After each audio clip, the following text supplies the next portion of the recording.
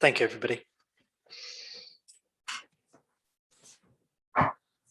Item 2, apologies for absence. I have apologies from Councillor Woodhead, Councillor Leslie Fage and Councillor Alban. Item 3, declarations of interest. To receive statutory declarations of interest from members in relation to firstly pecuniary interests and second non-pecuniary interests. Do we have any pecuniary interests? No. Do we have any non-pecuniary interests? Councillor Russell. I think I need to declare on 11R, please. 11R. Councillor Strawn. Item 17C. 17C, and I need to declare for 11Q. It's not often we get down to Q, is it? But yeah, 11Q. Town Mayor's announcements. Following the sad passing of Her Majesty Queen Elizabeth II on the 11th of September, I read the proclamation of the accession in Biggleswade Town Centre, and on the 18th of September, attended a service at St Andrew's Church to commemorate the Queen's life. Thank you to the council officers for working to organise both events in such a short space of time and with very little notice. On the 31st of August, I attended a welcome service for Reverend Leslie Noon at Trinity Methodist Church. Leslie joins Biggleswade, having previously worked at ministries in Swansea and Huddersfield, and I look forward to catching up with her soon.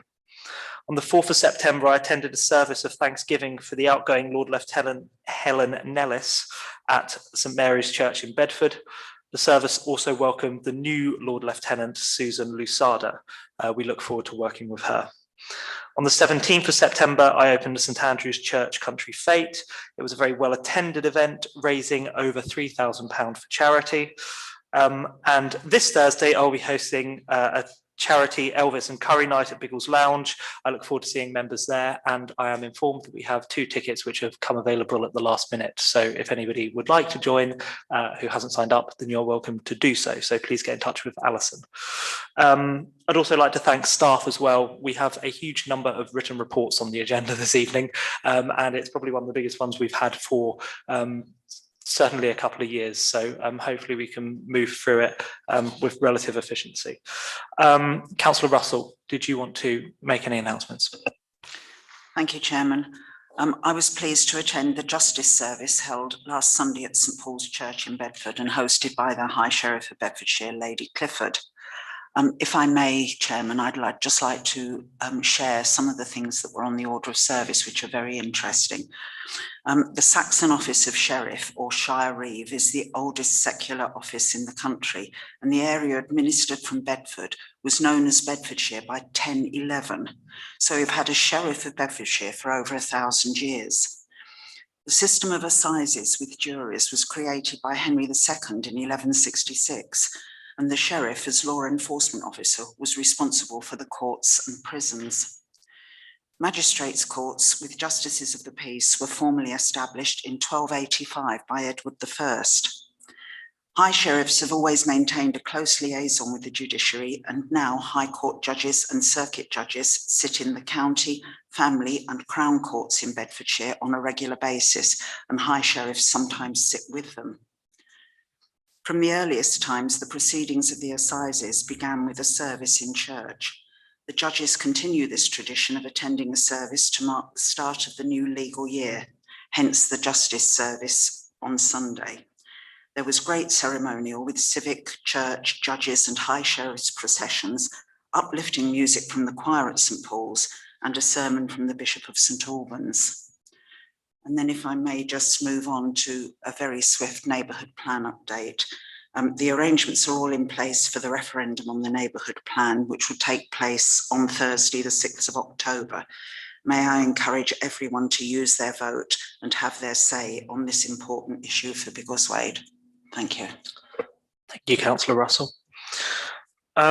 Item 5, public open session, to adjourn for a period of up to 15 minutes to allow members of the public to put questions or to address the council through the chairman pertaining to matters listed on this agenda.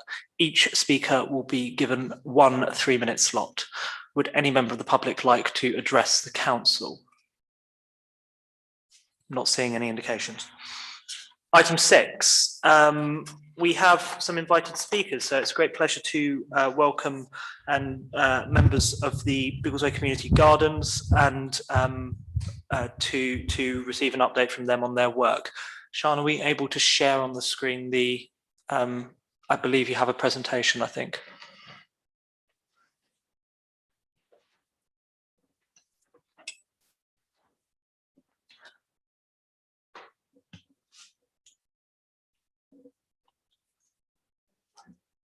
That's all right. One moment. If we get the presentation up, then make a start.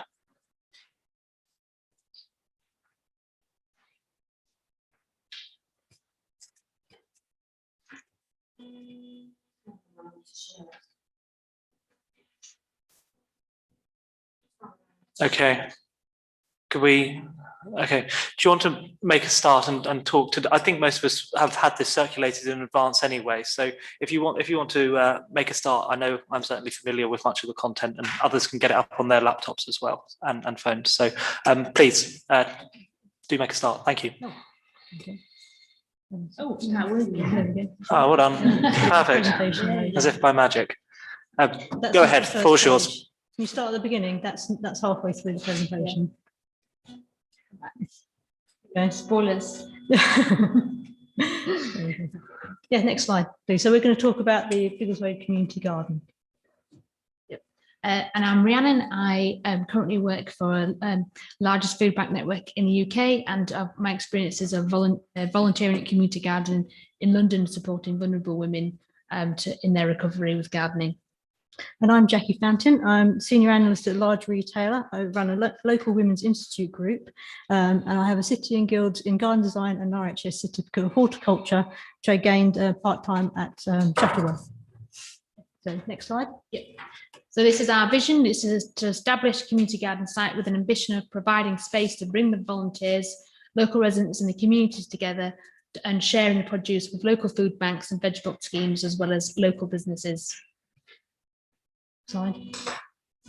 So as you can see from this research here, from a psychological study, community gardens have got, plenty of benefits in terms of physical health and mental health, for well-being, regardless of age or income. Next slide.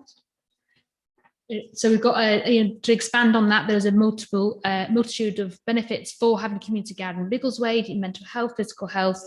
Sharing knowledge and expertise with the local people, sharing with local produce with the food banks, with local businesses to improve their footfall and really put Biggleswade on the map, as well as massive environmental benefits. The community garden, since we started, we've really seen like an uptake in people growing their own. This is reducing waste, reducing costs for people, and reducing plastic, and ultimately helping the environment and the temperatures.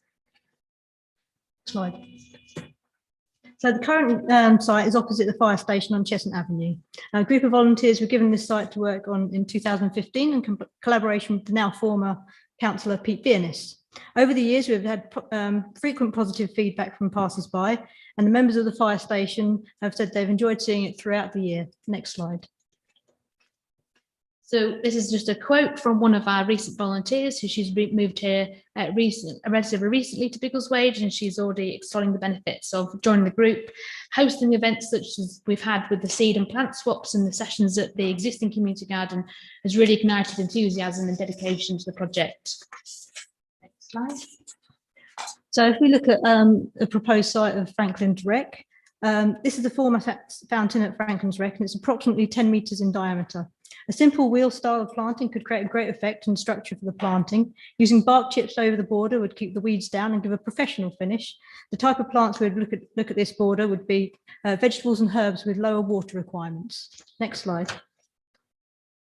Then if we're looking at the Dan Albine site that we have proposed, this site sits northeast of Dan Albine car park and south of the cricket club, and is approximately 13 metres by 50 metres. It lends itself well to being split into different sections and different uses.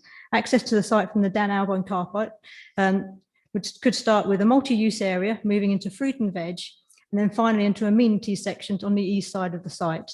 Next slide. Starting at the entrance and the notice board, would be a plan of the site with events coming up that would be desirable. This would also be where sponsorship and grant details could be shared. The first two pictures are from the Dunton Community Garden. Their quiet garden, which is shown here, is one of the most used in their garden. By having an inviting space to start of the garden, hopefully invite visitors to explore further. The space would have benches and are large enough to hold events and used by groups for education activities. The planting would be as a century garden with scented plants such as grasses and those with bright bold flowers. The site already has great access, being just off the car park. To enable access into the garden, accessible paths would be desirable. The type of path would depend on the budget available. This is a photo of a vegetable plot at my work, where the paths are of resin-bound gravel. Next slide, please. In the fruit and vegetable section, a large fruit cage would be ideal for growing soft fruits such as currants and berries. To maximize the type of fruit that could be grown, espaliered fruit trees would work well. As you can see, the tree is trained along wires and pruned to keep them compact. The Dunton garden uses this very effectively with apples, but most fruit trees can be grown in this way. The aim would be to have raised beds that has a number of benefits in growing plants, as well as being more accessible. The photo here is from the Calthorpe Community Garden in London, and this is also their polytunnel. By having a large polytunnel, there would be a space to sit inside and work as a group. Then it becomes a social space where gardening activities can occur even in poor weather. Next slide, please. Then if we move on to amenities, within the fruit and veg sections, we would need to have access to water. A tap would be required and rainwater could be collected from nearby buildings. In the far corner of the plot, a large set of compost bins would enable us to create our own compost, and with an area for growing comfrey, we can make our own fertiliser. These last three photos are from the Dunton garden. As you can see, they have a large shed for storage and a compost loo. By having a compost loo on the site, it then could be used for longer periods of time. Next slide. So as you can see, we've got a roadmap for the community garden, so clear plans to establish and expand the community garden sites, carry on organised scheduled events, and then work in partnership with schools, clubs and groups to educate and share knowledge. We really want this to be by the community, for the community, with the produce and benefits being shared with local people, local businesses. Just an example from one of the pictures from God Manchester Nursery, they share the produce with local businesses who make, and that is a revenue aspect for them. Next slide, next slide. So this is just an example of what expenditure we would require for the community garden. We could provide full costings at a later date. So is it in time? Thank you. Thank you very much. Okay, no, there we are, we're back on. Are there any comments or, thank you for that presentation. Are there any comments or questions from councillors? Councillor Knight. Looks like I'm going first. Apologies, I have my back to you. So thank you for your presentation and the work you're doing on the Chestnut Avenue site, which I think is really good. So my opinion is this is a really worthwhile initiative, and of course it's not on the agenda tonight as an item for consideration, but I hope that colleagues and the town council will work with the group to find a way in the future to support this initiative.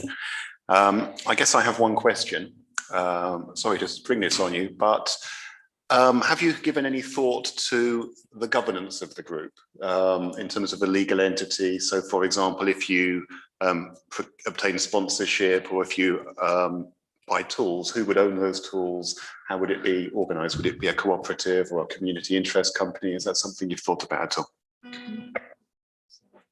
So we just need to explore some options. We're looking at community incorporated organisation, CIO, I think, or like having a members kind of system, but it will be volunteers. So, and also I've acquired to put an application for a bank account as well. So that's that, but we need to explore more opportunities. At the moment, it's very voluntary. Everyone's volunteer, but I think like a membership organisation. Also, another option is to have people have their own mini plots kind of thing, and they may have to be able to pay for that. But at the moment, it's going to be voluntary and not going to go down the charity route yet, because I know that takes a long time. But CIO is what we're looking at. Thank you. Yes, we do have a charter, which we sent. Councillor Thomas, with your microphone on, please. Sorry. What do you need to sort of start off with this venture?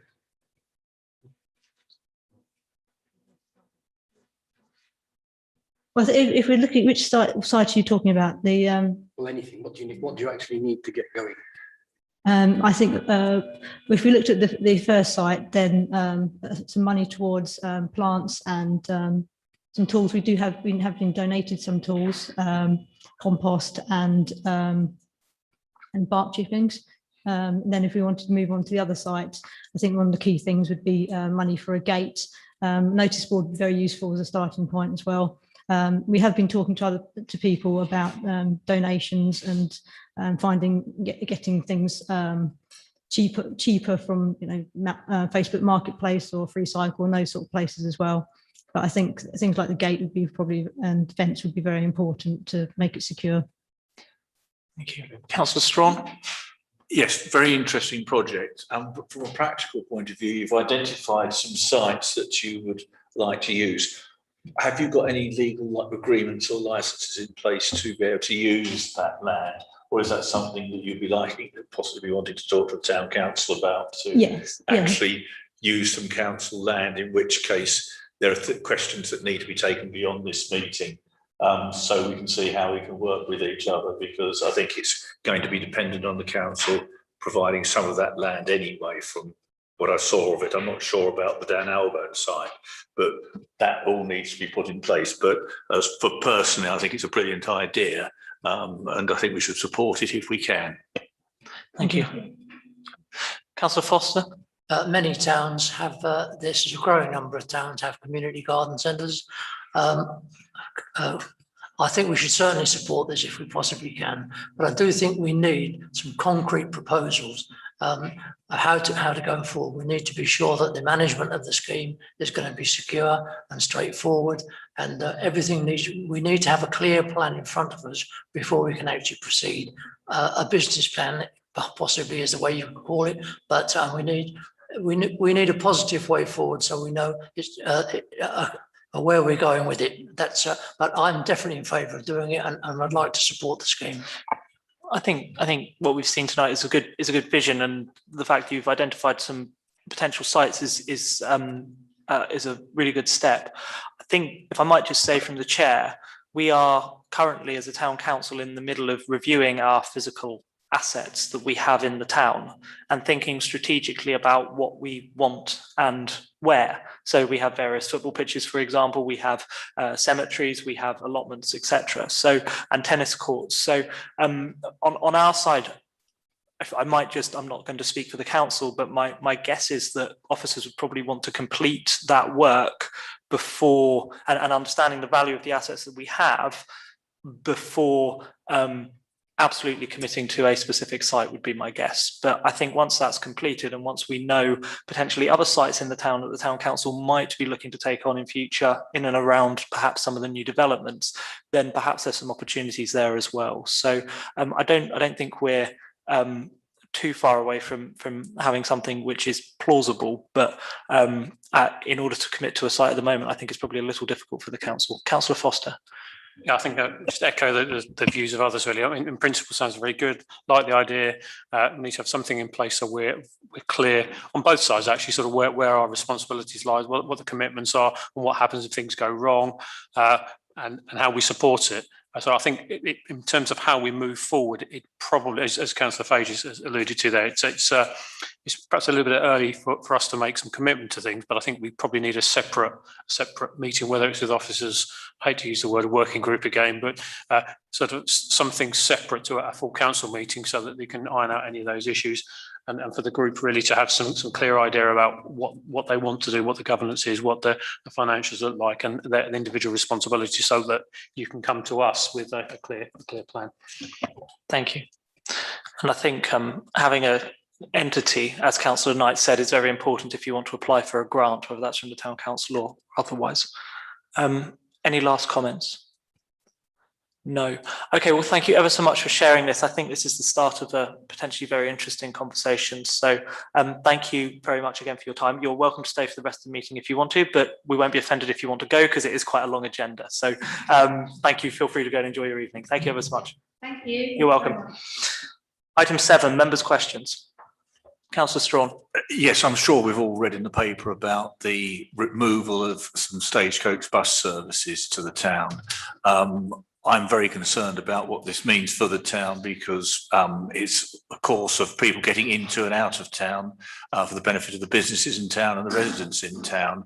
Now, would it be possible for us to find out from CBC what they're actually doing to try and resolve this situation? Because we used to have a thing called public transport, and now it's all privatised, so we don't necessarily have public transport in quite the same way, but we do need a regular bus service to and from Bedford and the surrounding villages. And perhaps we could, having found out from CBC, perhaps we could have this as an agenda item for the next meeting so we can actually deal with it formally. I think Councillor Russell wanted to respond.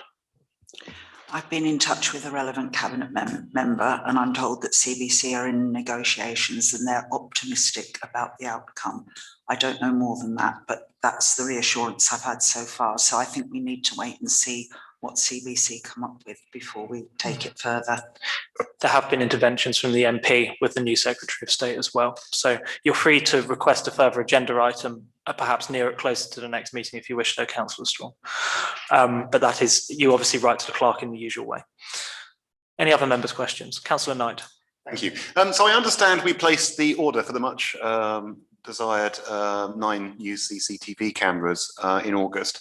But as I understand it, we still don't have a detailed schedule yet from our supplier. I was wondering if you could explain why, please. Thank you. Isaac, yes, please. Thanks, Councillor Knight. So officers sent a fully reconciled and agreed PO with CBC to our supplier for £58,009. And the supplier is processing the order and will tell us this week, hopefully, a realistic timeline for delivery and installation. And the reason that there's a delay at the moment is because they're finding out dates from the manufacturer and also the BT link to confirm the switchover date. So that's about it for now. Okay, thanks. Thank you. Yeah, I think as soon as we have a date, getting a project plan would be great, because these are we know that crime, we've been talking about crime for so long in the town, and this will be a huge step forward. So thank you. Was that all right, Councillor Knight? Yes. All right. Thank you, Isaac. Thanks. Any other members' questions? No. Okay. Item 8, minutes and recommendations of meetings. So for members to receive the minutes of the Finance and General Purposes Committee meeting held on the 5th of July. We have a recommendation, item 13A, although I'm not It was considered at the last meeting, Chair. Was it? Okay. Do you want to speak to anything on these? Nothing else. All right. Thank you, Councillor Pullinger. Item 8B, for members to receive the minutes of the Town Centre Management Committee meeting held 19th of July. No recommendations. Councillor Knight, did you have any comment? Nothing to add, thank you. Thank you. Item 8C, for members to receive the minutes of the Personnel Committee meeting held on the 2nd of August. No recommendations. Councillor Woodhead isn't here. Councillor Ramsey, you're the Vice Chairman. Do you have anything to add? No. Okay, thank you. Got my minutes in a mess. Item 8D, for members to receive the minutes of the Town Council meeting Tuesday the 23rd of August. We have a recommendation, but I think that's carried over. So we're going through these for accuracy first of all. Then, yeah, how do we normally do this? Good we do it for accuracy, don't we? Yeah, of course we do. And then we do matters arising, which is the next one. Sorry, it's very confusing when it's D out of E on the agendas. Okay, right. We're on page 27. So I'm going through for accuracy, please. So any accuracy issues on page 27? Councillor Russell. I'm not very much liking this new way of numbering, and I'm looking at 22/0121.2, and it says non-pecuniary interests in any agenda item, and it says Councillor Russell, item 11G. There's no indication of what 11G is. You've got to Right. go back to the agenda to find out. So I don't find this at all helpful. Chairman, if I may, Please. I've declared an interest at the same time, but on a different item, and I haven't got a clue which item it was, looking at the way the minutes are set out. So it's not good enough. It needs to be quite clear for everybody that we know Okay. what it is. All right, thank you. So we have a new joiner, I understand, in the administration team. So we can perhaps have a little look at this because she's going to be taking charge of agendas and minutes. So now is probably a good time to think about whether this is the way of doing it, but I take your point. Yeah.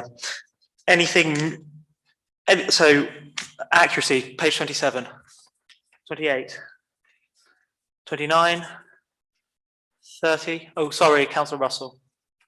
I'm looking at the top of page 29, the neighbourhood plan item, and it says it was resolved to accept the neighbourhood plan to go to referendum.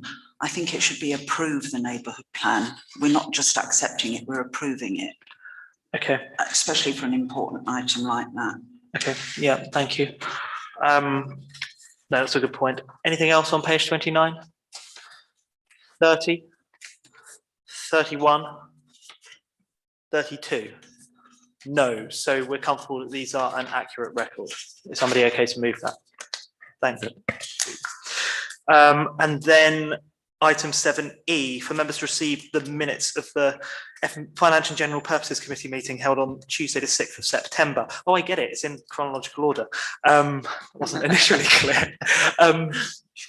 No, that's okay. Councillor Pullinger, did you want to mention anything on Yes, here? We I have a did. recommendation. Thank you. There is a recommendation to council which I'd ask you to approve this evening, which is for a grant in excess of £2,000. So the Finance and General Purposes Committee considered carefully all of the grant applications at the meeting, one of which was the NHS Trust First Responders in order to fund a kit for a new first responder effectively to be dedicated to Biggleswade, the cost of which is 2,560. So the committee recommends to council that we make that grant, and I'd like to propose that. Okay, thank you. Is there a seconder? I'll second Yes, we have a couple of seconders. Any comments on that recommendation to council? No. So all those in favour of the recommendation as proposed via FNGP? Thank you. Any against? Any abstentions? Thank you. That's carried. So that recommendation is upheld. Okay, I'm moving on then. So item 9, matters arising, and these are matters arising from the Town Council minutes, 23rd of August. So do I have any matters arising on page 27? 28, 29, matters arising on page 30. Councillor Knight. Thank you. In relation to the planning permission on 19A High Street, shortly after we considered this item, I noticed that the extraction facilities had been installed, apparently without planning permission. So I brought that to the attention of officers. I understand officers have now raised that with Central Beds enforcement. I don't know whether you've had any update at all from Central Beds, but I just wanted to make members aware that the owner of that site appeared to have decided to proceed without waiting for the planning permission. That's right. We don't have to answer. Is there an update on that, Karim? Okay, yeah, please, yeah. If there isn't, it's okay. I appreciate it. It's just briefly. So yes, we have been in touch with CVC. They've come back to us saying that they have written to the applicants and ordered them to kind of cease and desist for now, awaiting the outcome of the decision. In the meantime, they also do a visit as well. Thank you, much appreciated. And thank you for your work on that one, Councillor Knight. Councillor Russell. We moved on from the FNGP meeting quickly, Chairman, but I was bemused by the top of page 37 in the FNGP minutes. It says the item is Christmas offer budget, and it says it was resolved to accept the recommendation. And again, there's no writing out of the recommendation. So when we look back at these in 2 years' time, how the hell will we know what that was about without going back to the agenda again? Yeah, I know. This is that's all right. We will Don't worry, Councillor Bullinger, unless you have something to say, I guess. Just going to say, I thought I'd amended the minutes, the draft minutes to That's include that. And so, we'll receive that at F&GP when they come back for accuracy. But I think there's just a small error there. That's fine. Thank you, Councillor Russell. We're on page 30. We're on page 30. Any matters arising on page 30? Matters arising on page 31. Page 32. No. Okay, thank you. Items for consideration. So we have quite a few. So starting with standing orders for members to consider a written report from the Town Clerk and Chief Executive. Peter, did you want to speak to this? Because we have an update, I believe. Yeah, I'll just keep this very brief. You'll notice from the report that I put forward that I was recommending, after discussions with the Mayor, that we delay the review of the standing orders until June of 2023.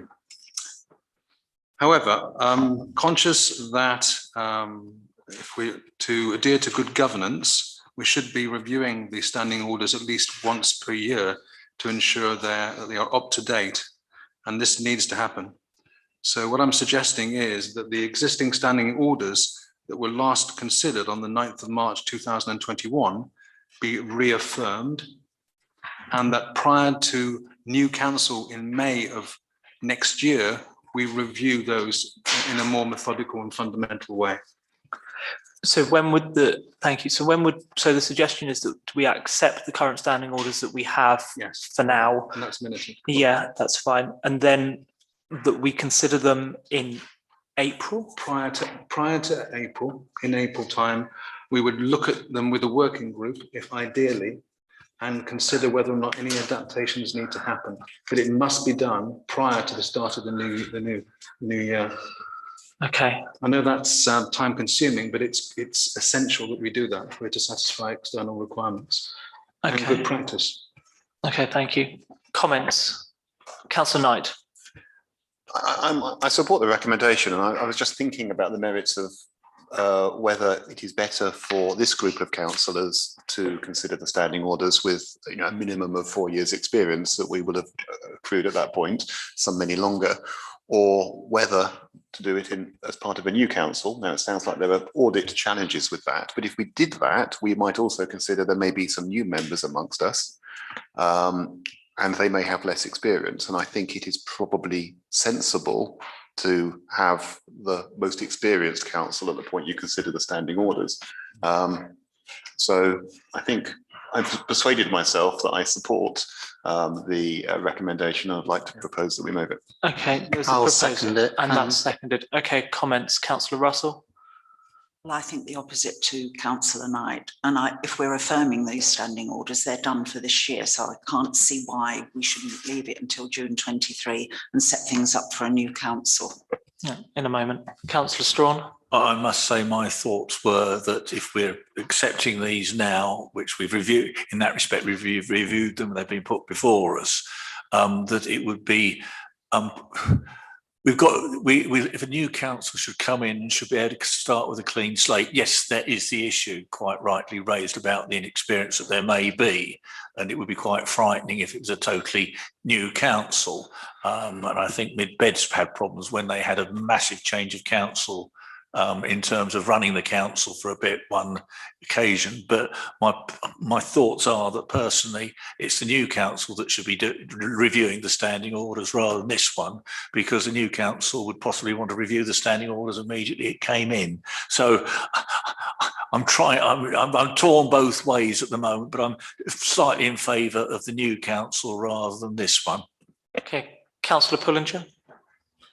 Thank you. So 3 months ago, when we last looked at some amendments to the standing orders, we resolved as a council to form a working group to review them.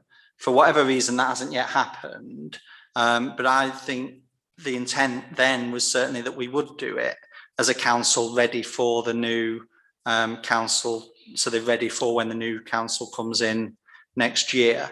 I think I agree with Councillor Knight that actually, without understanding the workings of a council, any new members wouldn't have the experience required to effectively review the standing orders. So I think we should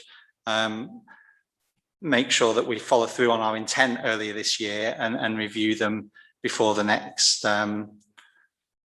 council year. That's why I seconded the proposal. Thank you. Is the wording of the proposal then that we review, so that we accept our current standing orders, but that we review, we do a wholesale review of the standing orders, and we as this council look to pass them in advance of whatever May the 4th next year? Is that right? Exactly so. Okay. Any further comments? Councillor Strawn? My counter suggestion would have been that we possibly people who should best review them, but it should be left for the new council to actually adopt them when they came in, because they'd have the existing standing orders in place, and it would then be, we could have used our experience for what it is to actually possibly review them. But I do feel it's the new council that should probably be the one to implement them. Okay. That doesn't change the recommendation, unless it does. Any last comments? No. So all those in favour of the recommendation of accepting the standing orders that we currently have and reviewing and passing revised standing orders in advance of the next election, all those in favour of that proposal, please show. 1, 2, 3, 4, 5, 6, 7. All those against? 1, 2, 3. Any abstentions? Thank you. 1. So that is carried. So we will be revising these in advance and passing them in advance of the next election, and these are carried for audit purposes as well. 10B, changes to meetings, informal protocol for members to consider a written report from Town Clerk and Chief Executive. Councillor Knight, you asked for this to come onto the agenda. Do you want to speak to this? Very briefly, thank you. I don't want to spend too long on this. So I think it is important that we do our best to ensure a good work-life balance for council staff. I think at the same time, council must be inclusive, and we need to recognise that some members are retired and often available in the day, but also quite a lot of members work, several in London, several in Cambridge, well, at least one in Cambridge, and it's quite difficult sometimes to attend meetings during the day. We've had a couple of recent instances where officers have tried to schedule meetings at quite short notice at something like 5:30 in the day, which has, I think, made it quite difficult for some members to attend, and it took a few iterations to get that perfected. So I would like to propose a slight amendment to the first guideline, and I note that these are guidelines. So rather than what's written, I'd like to propose that staff will always consult with attendees to find a mutually convenient time, because that consultation hasn't been happening in some instances. Calendar invites have just landed in people's diaries. Where practicable, informal meetings with members. Now, it's not just working groups. All informal meetings with members should be held at lunchtime, because I believe that's generally easier for people who are working than, let's say, at 5:30 when people are perhaps just leaving or trying to get on the train, and be hybrid in nature. So just to repeat that, staff will always consult with attendees to find mutually convenient times. Where practicable, informal meetings with members should be held at lunchtime and be hybrid in nature, which means members have the choice of whether they come into the chamber or whether they participate via some conferencing technology. Thank you. And then items 2, 3, 4 and 5 remain unchanged. I have no concerns with those. I don't know if other members do. Is that a proposal then? Is there a seconder for that proposal? Councillor Strawn. Okay, comments, please.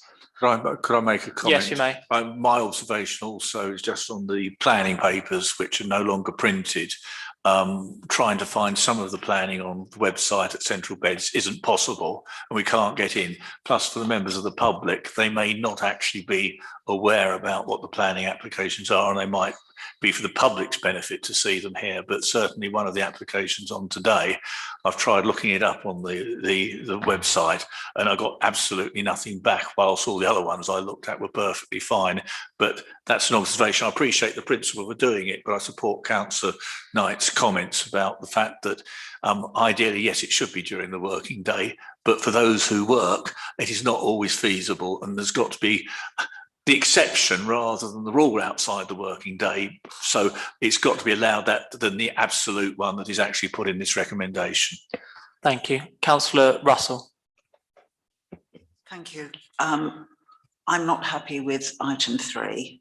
And I think it should be that reports should be taken as read at meetings unless there is new information since the report has been written, and that then officers could be online simply to answer questions. Okay.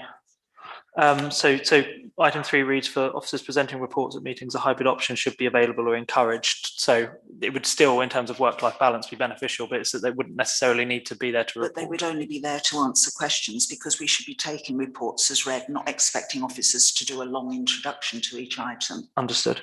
Okay, Councillor Knight, do you want to? I'd be very happy to accept that as an amendment to my proposal. I'm more than happy to accept that. Okay. Councillor Pullinger. Thank you. My comment is around number 4, and I think it's important that we have more than just the decisions, I think, in the minutes. So I would like to include that the minutes of meetings can be slimmed down to capture only the important context and decisions of the meetings. Okay. Okay. Yeah, sometimes that is important. That sounds like an amendment. Is the proposer happy with that amendment? Is the seconder happy with that amendment? Okay. Any further comments? Thank goodness we haven't spent too long on this. Was that a comment, Councillor Foster? So my comment's been made. Councillor Pullinger said exactly the point I was going to make. Okay, that's fine. We'll minute that. All right. Any last comments? No. So if I might just summarise, so the proposal is that we accept 2 and 5 as they are written. However, number 1 changes to say that any informal meeting, there needs to be a consultation with attendees to find an ideal time, and lunchtime is one which should sort of take precedent there.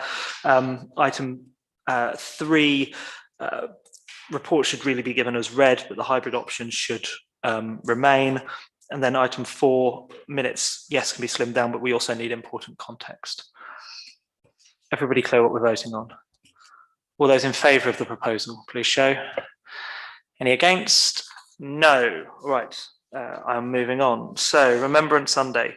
For members to consider the written report from the place shaping manager. So okay, we have a recommendation. Are there any updates on this, Isaac, or is there anything, any fundamental changes to the report? Or just a small update, thank you, Chairman. So just further to this report, the CBC officer that's referred to in the document has sent BTC officers a project plan schematic of the road layout over phase 1 and phase 2, and it does show that it is extremely difficult for the Remembrance Parade to gather in the station forecourt, and this is due to space limitations and also health and safety implications. They'll have existing traffic management in place which extends all the way up Station Road almost up to the Bonds Lane junction, which would then contradict any signage that we would need to have in place for a temporary TRO. This is obviously a one-off disruption that wouldn't take place next year. And also after consideration, officers are proposing a new starting point at St Andrew's car park, which would then be kept clear of vehicles the previous day, depending on the number of attendees, which RBLI would inform officers on. We could also use Mill Lane and close that car park off too. The route can then obviously be discussed with the small group of members and RBLI when we have the regular meetings. Thank you. Thank you. That is quite a significant update, isn't it? Okay, comments please. Councillor Pullinger. Yeah, a question really around the proposed route. So starting in St Andrew's car park, where would it go? Would it go it would go straight from there down Teal Road and then up Hitchens Street, and then it would almost be the usual route. Okay, yeah, that seems long enough. Yeah. Yeah, that's fine. Okay. Yep. Is that okay? Fine. That's not a proposal necessarily. Councillor Ramsey. Can I ask if there's going to be a restriction on the number of people allowed to attend, as there was when we had the Jubilee beacon? Because we were only allowed to have 50 people then, weren't we? 500. We're that's now sorted. Oh, 500. Sorry. Yeah. Yeah, that's now sorted, and it wouldn't apply to Remembrance Sunday. But that will be unlimited now then. Premises license. So yeah, 5,000. We're fine with that, I think. Councillor Mark Foster. In terms of the starting point, I mean, I see that there are considerations, and you said about St Andrew's car park. One of the things though that we do tend to do is, as a result, as part of this event, is have refreshments at the end. What's the proposal for that, given that we previously invite people to the main council building? Is that something we're still considering, or is that an alternative? Isaac? Thank you. Yeah, that's still being considered. Yeah, that's happening. Yeah. Councillor Russell. Sorry, then Councillor. The proposal is that to agree that officers meet with Remembrance Sunday stakeholders, and I know that both Councillor Woodhead and I will be at that meeting, and I think we need to think about the dismissal of the parade, but we need to talk to the parade marshal about that, and therefore how we would get back to the town council. And it could be that we have to use Palace Street or something if you really can't get up Station Road. But if a block of us started to march up Station Road, I don't really think that anybody would stop us, given the fact that whatever things are in place according to this interchange officer, we are assuming at this point that Station Road will still be open. If Station Road is not open to traffic, then there's a real problem. Yeah. Councillor Strawn. Is St Andrew's car park going to be big enough? Because I would have thought railway area had more space, but I may be wrong on that. That's just my observation. Okay. Presumably some analysis has been done on that, but like Isaac said, we could use Mill Lane as well potentially. So I mean, they're not. I don't think we're necessarily looking for a decision tonight on what the route would be. It's merely to offer. I think officers have been given a steer here, but we have some recommendations. Councillor Pullinger. So I guess I'll propose we accept the recommendations and leave it for Councillor Russell and Woodhead to represent members' views at that stakeholder meeting. Yeah. Okay. Is there a seconder for that proposal? Councillor Strawn. Any further comments? No. So the recommendations are as set out then, given that there's going to be further discussions on this, and members have been able to air their views this evening, which Councillor Russell has heard, and I'm sure Councillor Woodhead will be watching the replay. So all those in favour of that proposal, please show. That is carried. Thank you. Thank you, Isaac. Item 10D, warm spaces, for members to consider a motion from Councillor Brown that in light of the energy hikes, that Council consider using the Orchard Centre as a warm space for local residents to assist reducing their bills. Councillor Brown, did you want to speak? Yes, in light of the latest cost of living expenses, I'm seeing what other councils are doing, and they're providing spaces for our community. There will be members of our community who will suffer, and if we can support in any shape or form, a couple of members have said they want it to be non-political, which I totally agree with, but it'd be nice for us as a town council to say, well, at least we're making some effort to provide for the most vulnerable in our community. Mm-hmm. Thank you, Councillor Brown. Any comments? Councillor Pullinger. Thank you. I think we're all sympathetic to the fact that some people are going to struggle over the winter. I am aware that there are a number of businesses and organisations in the town who are already looking at this and identifying potential warm spaces. And I understand there is a meeting scheduled for next week of some of those organisations. I don't know the full details myself, but I do know someone who is, and I'd be quite happy to pass some details to officers so that they may be able to engage with that meeting to see how the council might be able to support this sort of initiative. I'm not 100% sure whether the Orchard Centre is necessarily the right venue for it, but I certainly think we should consider how, as a council, we can support the initiative at least. So, on that basis, I'm happy to second the motion. Thank you. Okay. Further comments? Councillor Strawn. Well, I think it's a good initiative, but I'm concerned just about practically how it's going to work and the implications there might be on staffing and such like. So yes, I think we should support it as far as is practical, but we need a little bit more meat on the bone just to get there, and also find out whether CBC are going to be doing anything in the area as well. So I think if the opportunity for the people already looking at it and the council to engage with them is entirely the appropriate way forward, and hopefully we can make life easier for people.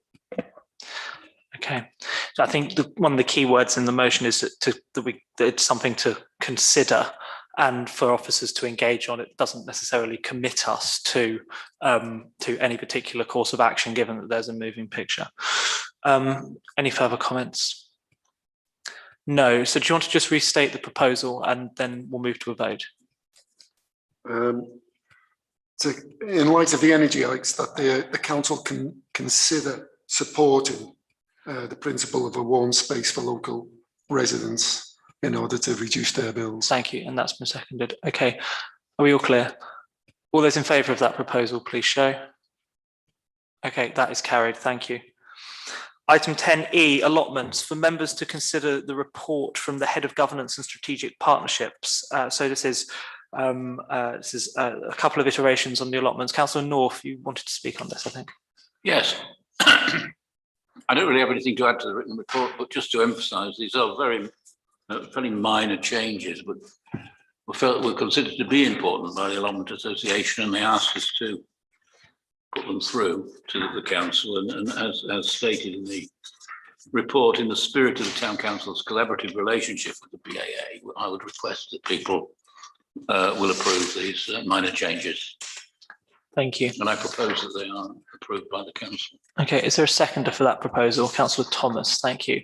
Any comments? Councillor Pullinger.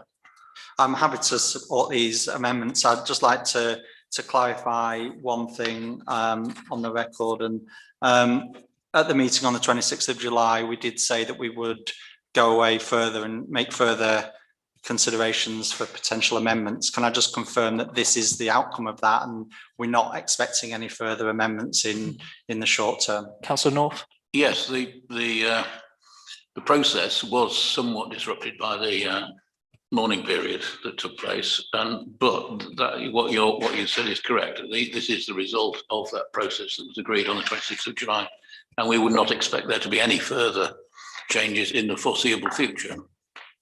Okay, thank you. Councillor Strawn. Just very much on that point, we've spent quite a long time going round this, and we've seemed to have got ourselves in a little bit of a tangle on odd occasions.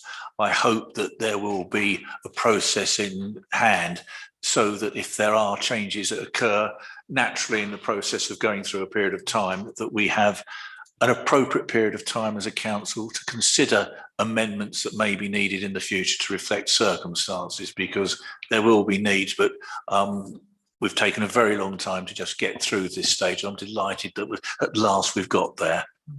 Well, we review documents, we review council policy either every year or every other year. So, and I know that staff are meeting with the Allotment Association regularly. So yes, Councillor Strong. The point I'm trying to make is that there is a time where the tenancies or licenses are renewed. Mm-hmm. We need to make sure that that review takes place plenty of time so that we're not already into the new period before they come out. So yeah, it's just making sure that it's planned ahead and diaried up for, say, March or sometime like that, so that it's reviewed, so that we've got time to deal with it and get it sorted. Understood. I don't think that's terribly relevant to these two little iterations that we're going to make. No, I understand. Yeah, that's fine.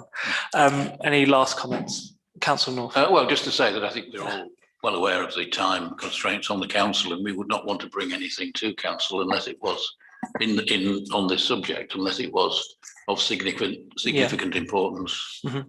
Peter, did you want to make a comment? Just a very brief. I mean, the main feature here is that the council is even trying to be even more inclusive than it normally does. And this, in this particular instance, has taken some significant time to fully engage with the Allotment Association and other interested parties, which is why it's taken a little bit longer than usual. In future, it will be in the calendar, and we will go through process in a bit more cleaner way. Thank you. Thanks.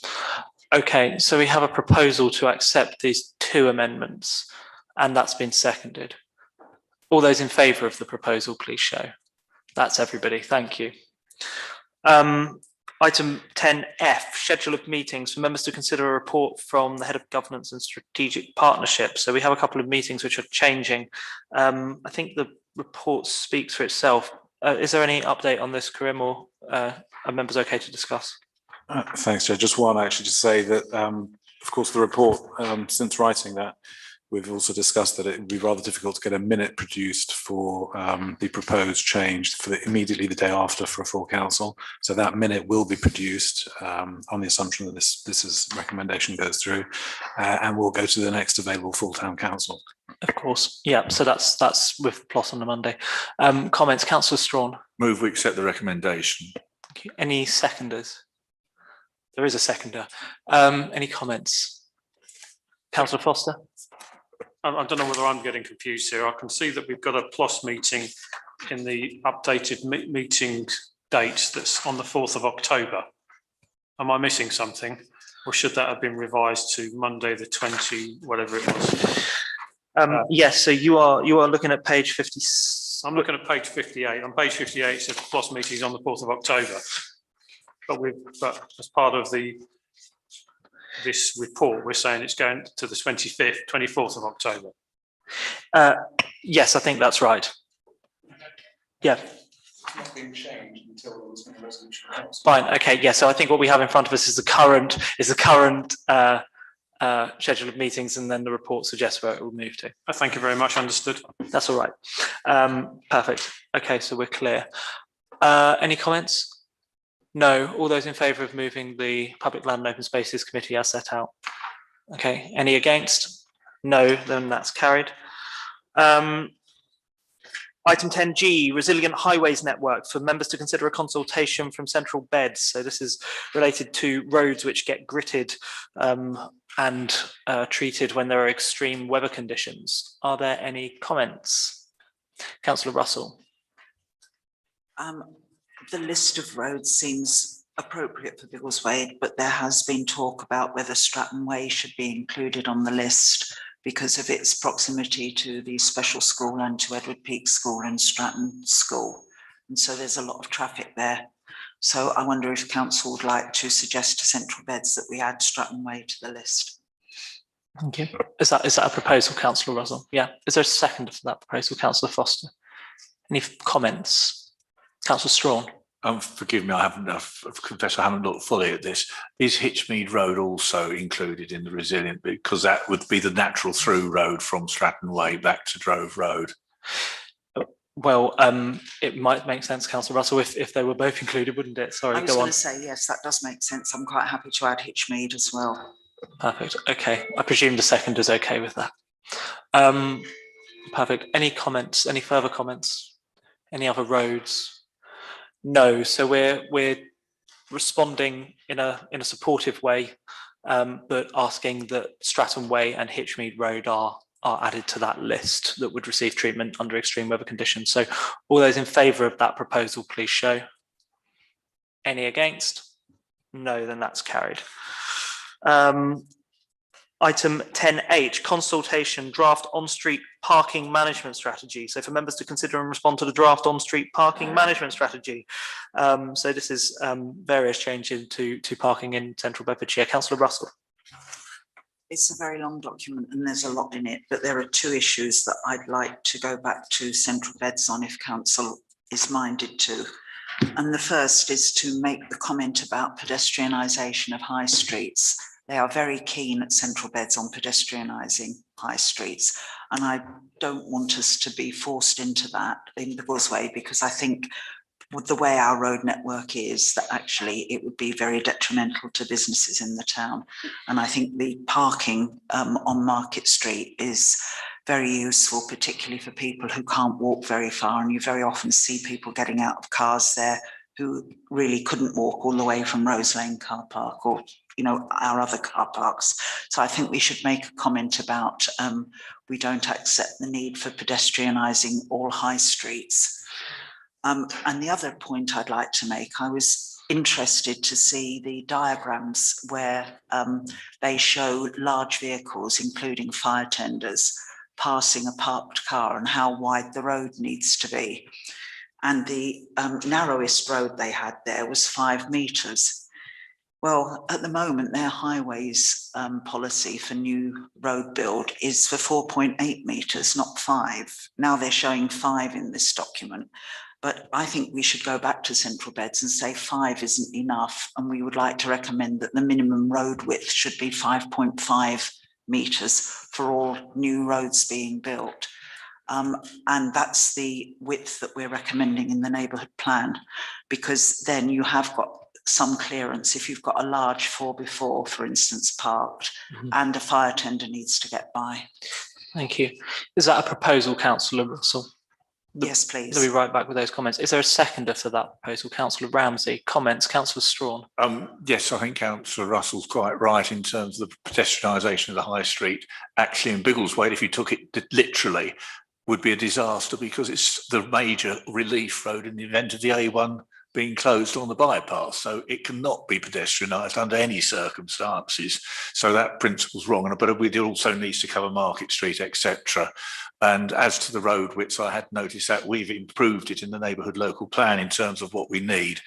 But the plans were quite revealing when it showed the vehicles parking and the difficulty of access for particularly emergency vehicles. And that includes on side roads and estates, you've got to have emergency vehicles getting through. So I'm more than happy to support the proposal for Councillor Russell. Thank you. Comments? Councillor Russell. Could I just add that I don't know whether everybody's aware, but there have been 3 times in the last 2.5 weeks when there's been a closure of in one direction on the A1 bypass. Wow. I know that because I can see it from my house. Goodness me. Councillor Knight. Thank you. So I agree with the proposal, and this is a bit of a rant, so I apologise. So the executive summary bothers me. It opens with CBC's committed to tackling climate change, and I don't really understand the relationship between on-street parking. Parked cars don't contribute to emissions. And this is a strategy. In 20 years' time, cars will be electric anyway. So it feels like this is about stopping people using cars. Why open with that as the first sentence? One of the best ways to make a positive difference is with effective on-street management. And then it says, of course, we want to encourage people to use public transport. This is in the same meeting, where we understand that crucial bus services are at risk. So it doesn't seem joined up. If you're trying to encourage people to use public transport, we need to make sure we preserve essential bus services like bus route 83. So I don't understand why that's not on here. I think the other comment I would make, if anyone has been driving around near Sainsbury's in the last week, there's been absolute chaos. And that is contributing to climate change. And the reason there's chaos is because if the utility companies repair a leaking water main, for example, they send one crew out to find the fault, to repair the water main, and then they leave their traffic control measures and a big hole in the road, maybe for 3, 4, 5 days, until the next team comes out to actually fix the problem. And you end up in a situation where there are temporary traffic controls, queues that are half a mile long, significant emissions, significant congestion, far worse than parking, just because the utility company can't be bothered to actually time the work so they're completed more quickly. So I asked members, what can we do to our central beds? Or maybe it's a matter for government, but this needs to be addressed in a more joined up way. If I may say from the chair, I think particularly your first point, Councillor Knight, goes to the heart of what some of this consultation is about. And what worries me is if this is about making it more difficult for people to use their cars and park their cars, particularly near their properties, we think along the likes of Drove Road, Hitchmead Road. If that's what if that's the direction of travel that this strategy is setting out, then that's certainly something that this council will have a view on, I suspect, whether that's favourable or otherwise. But Councillor Russell. In light of what's been said, perhaps we should have a preliminary introductory point to the 2 points that I've made that says something along the lines of, we regret that the policy seems to be tilted much towards stopping people using their cars. And that in that case, we would definitely need much better public transport than there is in Biggleswade at the moment. And we could also make a 4th point that we would be very much against stopping people parking near their homes when they don't have off-street parking. So that would be 4 points then, Chairman, if that's acceptable to council. Yeah. Okay. So just to summarise, that's against the notion of stopping people from using their cars at a time when public transport is clearly under pressure. It's also about the road widths and 5.5 metres being preferable to 5 or 4.8. It's about not supporting pedestrianisation of town centres, certainly in Biggleswade. And then finally, it's about a strategy that potentially could disrupt people from parking near their properties in residential areas. Is that a fair summary? Yes, thank you. And is your seconder happy with that? Whoever the seconder was, Councillor Strawn, thank you. Okay, or Councillor Ramsey, you're both happy with it, so there we go. Any last comments? No, so all those in favour of writing back to this consultation as set out? That is carried, thank you. Item 10I, proposed variation of the so this is the bridleway, changes to the bridleway rail crossing diversion order 2022. So I think this is very minor changes to a plan which we have already seen related to new bridle paths north of Lindsell's Crossing to replace them. Are there any comments on this? No. Are we okay just to note it? Is that all right?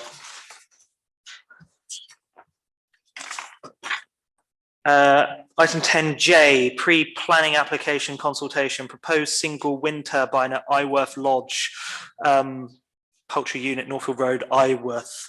Goodness, that's a long address. Are there any comments on a potential wind turbine? Councillor Russell. I'm a bit bemused about why it's come to Biggleswade Town Council, but we're quite happy with the one that's in Langford, the single turbine. I don't see any reason to have any concerns about this. So since we've been asked by these agents, we should just write back and say we've got no problems, I think. Yeah. Is it, how tall is the mast? Is it the 30 metres? I don't know at what point Section 106 kicks in the way it's probably more to do with acreage, isn't it? Which is why we have the wind turbine grant. But so it's to write back and say that we've got no problem with it, or just note it. Okay. Is that okay? Any comments on that? Councillor Knight? Just a slight concern, I suppose. So we don't know what the local parish council consider. Are we potentially undermining any concerns they have by coming out in support of it when it doesn't really have any impact on Biggleswade? Councillor Russell? That's up to Dunton Council. Yeah. Yeah. So is the proposal to write back and say we don't have an objection to it? It is. Okay, and that's been seconded. Any further comments? Councillor Strawn? Should we be making any comment, I think is effectively the point, because I think it's the other side of Dunton. So I just think I'd be inclined to say that we shouldn't be supporting or objecting to it, but just saying no comment is my personal reaction. Okay, in a second. Councillor Foster? I think we should just note it. Note it. Okay, Councillor Russell? My reason for wanting to support it is because I think it's a good idea for a farm like this to have a wind turbine to support its energy. That's why I'd like to support it rather than just note it. Okay, thank you. Councillor Knight? Could I suggest perhaps an amendment, which may be acceptable, that we support the principle of a wind turbine, but of course it's essential that the parish council's views are upheld, or something like that. I think we could say we support the principle of a wind turbine and wouldn't like to further comment because it's outside of our parish. Okay. I don't think we could say we support because we've got no idea what the other parish council says. Okay. Do you want to just summarise your proposal then, Councillor Russell? Simply to write to Ian Pick, whatever they are, the agents, saying that we support the idea in principle, but we have no further comments because it's outside our parish. Okay, is there a seconder for that proposal? Yes, there are. Any last comments? Are you sure? Even though it is outside our parish? No? All those in favour? Right, unanimous. I love a good, comfortable consensus. Right, planning applications, 11.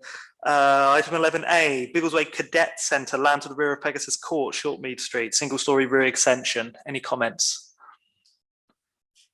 None subject to neighbours? Councillor Strawn, you have a comment? I've just got a question. Why are they getting rid of the shooting range? It doesn't look to be any reason for doing that it doesn't affect the new development. So I'm just concerned that the cadets aren't going to have a shooting range to practice at. That, I'm afraid, is not a consideration for the council, but is a consideration for the whatever entity runs the air cadets, and I'm sure they'll be abruptly removed from office by whatever mechanisms in place if there weren't support for it, Councillor Strawn. But do we note this subject to neighbours? Yeah, is that all right?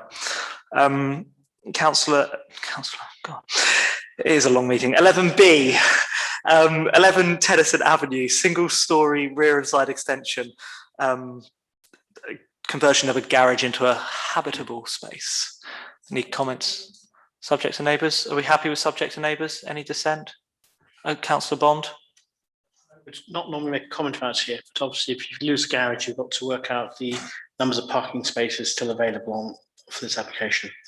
Okay. It's obviously a consideration that CVC would take into account. Okay, Councillor Strawn. From a practical point of view, I don't think that anybody actually uses that garage as a garage. In fact, if you look at the plans, it says that front half is a bike store and the back half is storage or something equivalent. So I don't think that actual garage has been used as a garage for many years in all probability. Like many garages, I think it's the case, yeah. But no, that's a fair point. So is that subject to neighbours? Is there any issue with subject to neighbours? Are you comfortable with that, Councillor Strawn? Yes. Yep. 11C, 19 Elm Road, erection of a side boundary fence, which is 2.14 metres in height. Any comments? Councillor Brown? Yeah, no objection, subject to all the conditions laid out in the memo regarding concern for the highway. Concern for the highway, okay. Is there a seconder for that proposal? Councillor Strawn, any comments? Yes, it was effectively, there were quite a few comments from the highways officer about the appropriateness of this and access and reasons for it. And I thought the highways officer was actually objecting as such to the, but if it's subject to the highways officers being taken into account, I'm happy to support it. But I just don't know why they've gone over the 2 metres, which is the normal figure, which I think is personally, I think it's unnecessary and it should be limited to 2 metres. But I would perhaps add an amendment to Councillor Brown's proposal, if that's acceptable, but the fence be limited to 2 metres. I think that is the standard height of a fence next to the roads, and I don't see any reason for it being 2.14, which is effectively going up to virtually 7 feet, I think, instead of 6.6 in old money. Yeah, there would be a different application though, wouldn't it? Correct me if I'm wrong. What is the proposal then? Well, we're now saying amendment is that proposal is this: we're not objecting, subject to the conditions of the highway, and that the fence be of a height 2 metres. Okay, sorry, Councillor Pullinger. I don't think we can do that because that effectively is an objection, because either the permission for 2.14 is granted or it's not. They can't grant permission for something different than what's been applied for. So if you want it to be limited to 2 metres, then we need to object on the basis that it shouldn't be more than 2 metres rather than have no objection. Comments, Councillor Brown? I'll withdraw my original comments. Okay. My original okay, that's all right. Well, Councillor Foster? Yeah, when you look at this, I mean, I've got the views of it on screen. To have a fence that is 2.1 metres in that location, to me, seems completely out of place and out of keeping with the. Irrespective of what the officers are saying, it just looks as though it's going to be really, really intrusive in that location. I'm not sure what members have actually looked at, but it just seems excessive to have a fence of any description in that location. Certainly a 6 foot or 8 foot fence, a 6 foot, it's a 7 foot fence we're talking about, isn't it? It just seems excessive. Okay. So for me, I don't support it. So I is that a proposal? Is that a proposal, Councillor Foster? Happy to propose an objection to it on the basis of the height. It seems excessive. Yeah. Right. Okay. Any seconders for that proposal? Yes, there are. Any further comments? Councillor Russell? I'm very happy with the proposal, but I think we should add to it, and all the highways officers' comments should be taken into consideration. You're happy with that, Councillor Foster? Okay. Any last comments? No, all those in favour of objecting for the reasons set out. Thank you, that's carried. Item 11D, 53 Beach Avenue, proposed two-storey side extension to existing dwelling. Any comments? No. Subject. Okay, thank you. Subject to neighbours. Is that all right? Yes. 11E, 234 London Road, install PVC conservatory to the rear of the property. Any comments? Subject to neighbours. 11F, BP MFG Biggleswade, London Road, so creation of an electric vehicle charging zone with 7 EV charging bays. Any comments on this? No comments? Councillor Foster? Yeah. I mean, if you were living behind where this is proposed, would you be happy with that? And I think, I'm not sure that's a planning consideration, but for me, the location of it is quite, the proximity to the nearest residential property seems, it does seem quite close to me. In principle, yeah, I want to support the idea of having it, but I'm not sure whether the members are clear on the location, and it just seems again too close for comfort, really.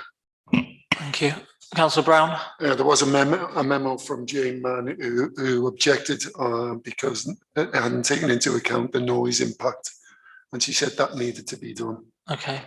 So on that ground, I would object. So you're objecting on the grounds of noise and anything else, or just noise? Just on noise. Okay. Thank you. Is there a seconder for that proposal? Not at this point. Any further comments? Any further comments, Councillor Thomas? It is a garage, so the cars going in and out all the time. Mm-hmm. I think the EV charging would be quiet. There wouldn't be that much noise going on. Okay. So nothing worse than what's already there. Plus, it'll be replacing petrol cars eventually. Right. Are you making a proposal? No, I'm just making a comment. Okay. Councillor Foster? I propose no objection, subject to neighbours. Thank you. Any further comments? You'll second that, I beg your pardon, sorry.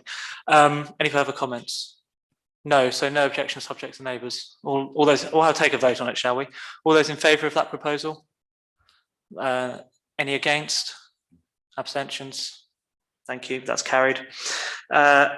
G, land to the rear of 49 and 51 Shortmead Street, erection of a one-bedroom dwelling. Any comments? Councillor Strawn? Yes, if I've understood the papers correctly, the Conservation Officer objects to this, the Highways Officer objects to this. I think Environmental Health aren't entirely happy with it, so I propose that we object to this application on the ground, similar grounds to those of the Highways Officer and the Conservation Officer. Okay, sorry, is there a seconder for that proposal? Yes, there are. Okay, further comments? It'd be useful to know what the reasons are. Councillor? Well, haven't we seen this before? I don't think it was this application. No, not exactly. For a point of information, this is in the back of where the old Coach and Horses used to be. Right. And so this is, there have been there's been other houses built there, I understand, and this is a new development.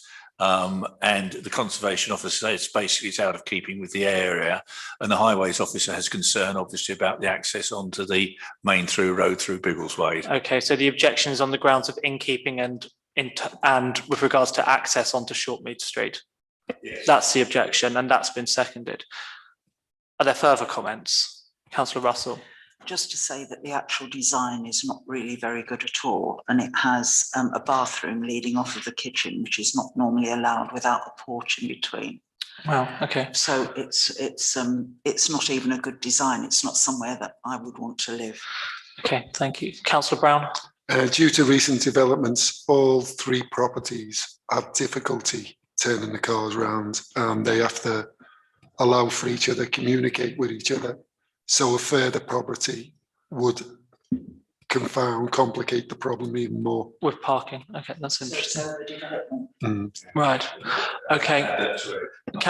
So Councillor Strawn, do you want to just reiterate your proposal? Am I right in thinking that it's that we object on the grounds of that it's out of keeping with the area, it's overdevelopment, and because of concerns of access to? It's out of keeping with the conservation area. Yeah. Which it's overdevelopment and the access onto the road, as set out by both the conservation officer and the highways officer.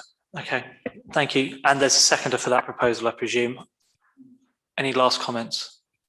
All those in favour of that proposal, please show. That is carried, thank you. H, Stratton Upper School, Eagle Farm Road, erection of 255 non-roof mounted solar panels. Comments, please. Move it subject to neighbours. Any dissent? Okay, I'm not having any issues raised with that, so subject to neighbours it is. I, Unit B, Normandy Lane, extension to factory building to accommodate 4 additional units with various uses. Any comments? Councillor Russell. This is the old Jewers site. It's great to have it on the agenda because again, it's on a development where central beds have taken special planning powers to themselves. So it's great to have a chance to comment. I don't have any objection to it.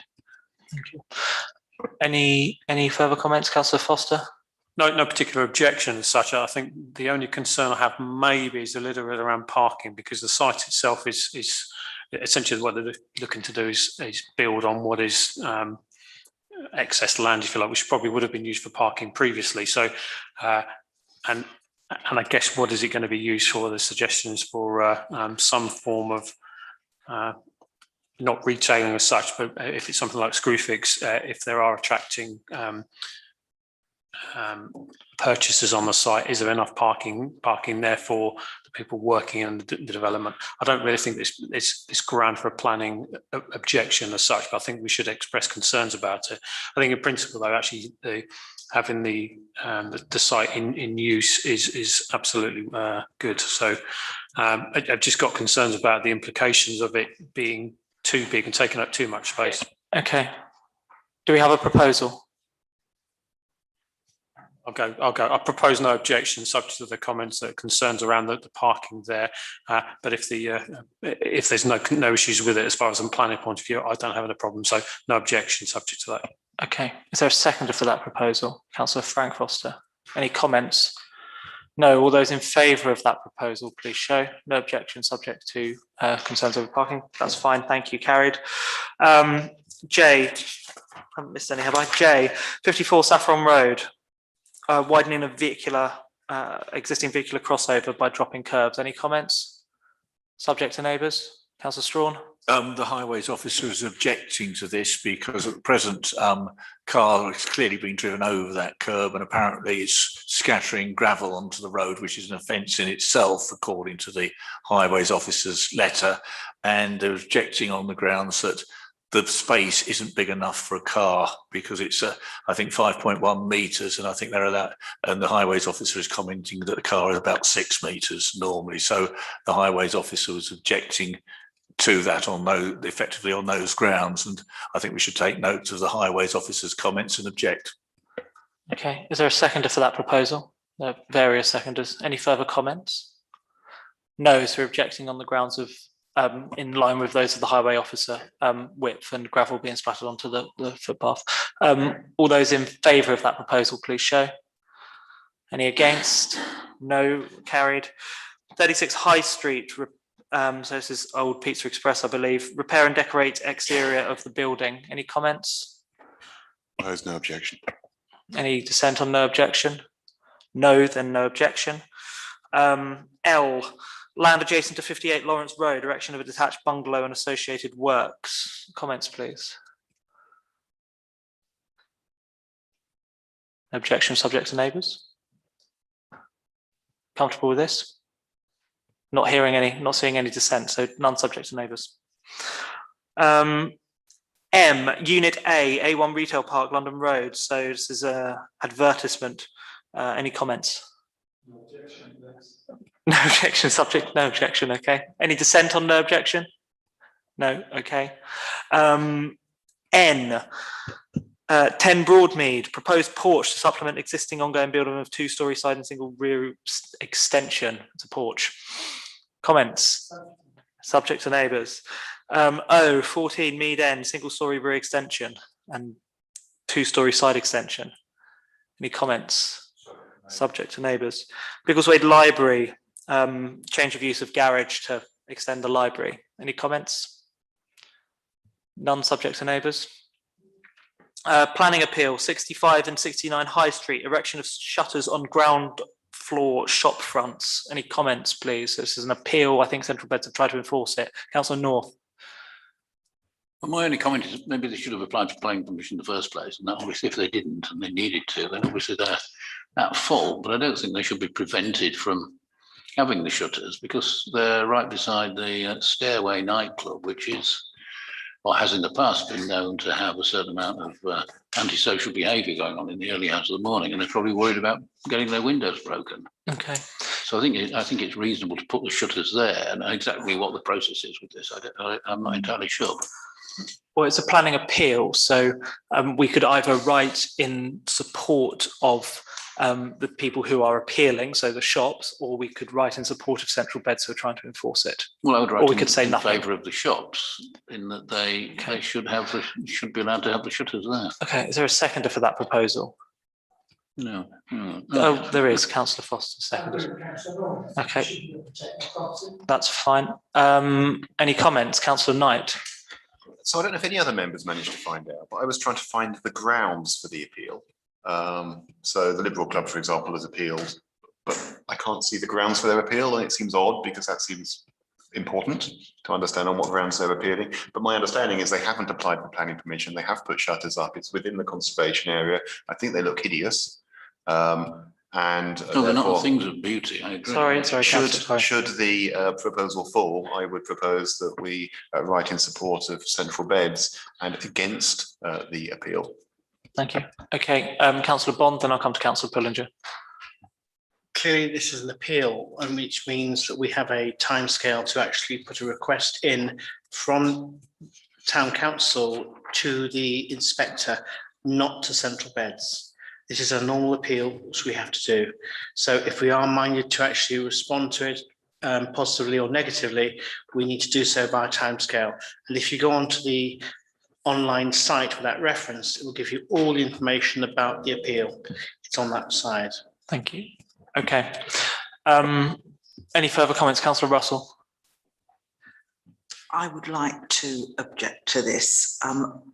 Councillor Bond is right that we have to write direct to the inspector, and I cannot off the top of my head remember the exact references in the neighbourhood plan, but I think you'll find that in the neighbourhood plan that we're hoping we'll be able to have in place, we want internal shutters, not external shutters, particularly in the conservation area. So if these are external shutters, then I would certainly want to object to them. And I think, you know, we need to do a little bit more work in the background just to flesh that out. Thank you, Councillor Pullinger.